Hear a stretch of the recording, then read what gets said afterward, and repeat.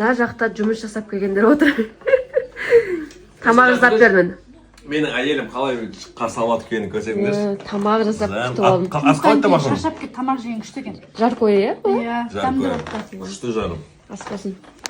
Мен андай үйде отырасың қызмын ғой десе. Достар, және де айта кететін, менде жақында атаулы байқауым болады. Кімде-кім блогер болғылар келеді, өзіне болмаса жұмыс аккаунттарына тірі 10-12 мың оқырман жинағылар келеді. Онда сіздерді спонсор болуға шақырамын. Сіздерге организатордан номерлерін беріп кетем. Барлықтарыңызға сәлем.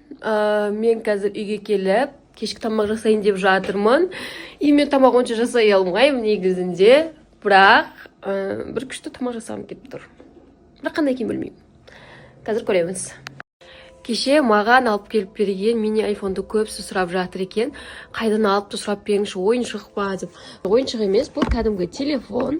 512 гигабайт десем сенесіздер ме? Менің қазір ұстап жүрген телефоным, мен бірдей онан памяты.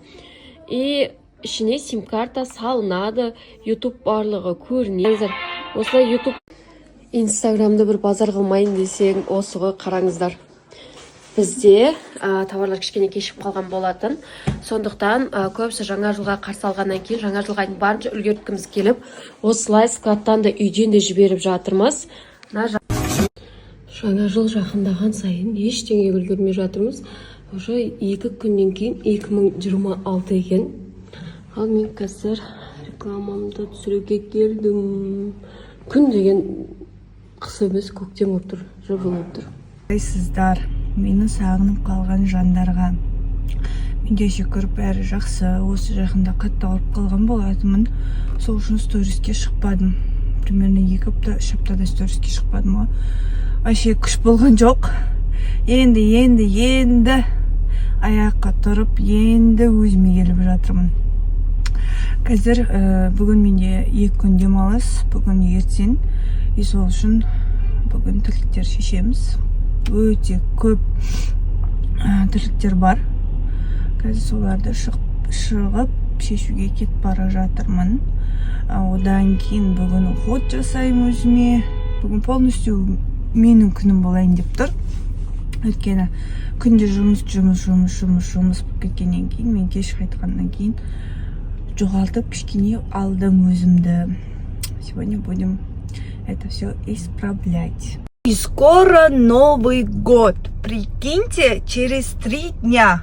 Через 2 дня, давайте сегодня день не будем считать. Какие у вас планы? Что вы собираетесь делать на Новый год? Я буду на работе. Буду работать в этом году. Что еще рассказать вам?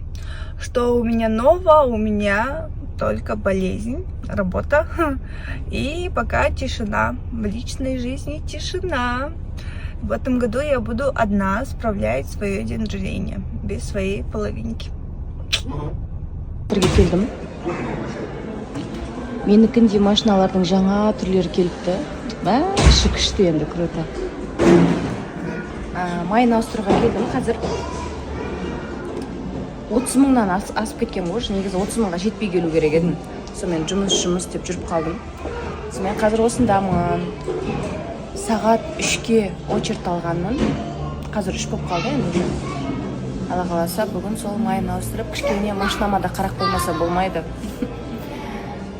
Сол барлығына көмектесіп жүрген. Мені тасып жүргенде сол, жұмысыма көмектесіп жүргенде сол. Бүгін сол осы жаққа келіп майын ауыстырып, барып жуындырмасам машинам ренжіп қалдым болар ғой. Уақыт жоқ қой машинаны жууға. Қазір күтіп отырмын. Қағазға жолға дайындап отырмыз. Машинаны майын ауыстырып уақыт кетті. Что там? Тұра берсін ба?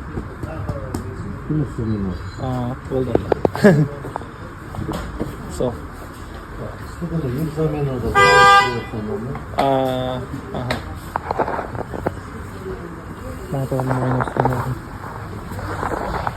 Қандай май құямын деп ұзақ ойландым, балалардан сұрастырдым, ликвимоли құятын болдым. Ликвимоли дұрыс екен, самый дұрысы. Турбиров. Всем, қалайсыңдар, амансыңдар ма? Сіздерге тек қана жақсылық тілеймін. Апта басы дүйсенбі баршамызға сәттілікпен, берекемен келсін осы апта. бар болыңыздар, аман болыңыздар. Мен сіздерді жақсы көрем. И сіздер де мені жақсы көретіндеріңізді білем. Сол үшін бар болайық, аман болайық. Ауырмаңыздар. Тек қана жақсылық. Ал бұйырса, шығып бара жатқан жайымыз бар. Братан, как настрой?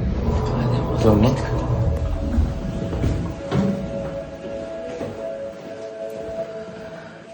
Мэри, ішіресіңіз. Біз келдік, ресторанға келдік. Қазір дайындық осындай келмек болып жатыр. Бұйырса жарты сағат, 1 сағаттың көлемінде, Құдай қаласа бастайтын боламыз.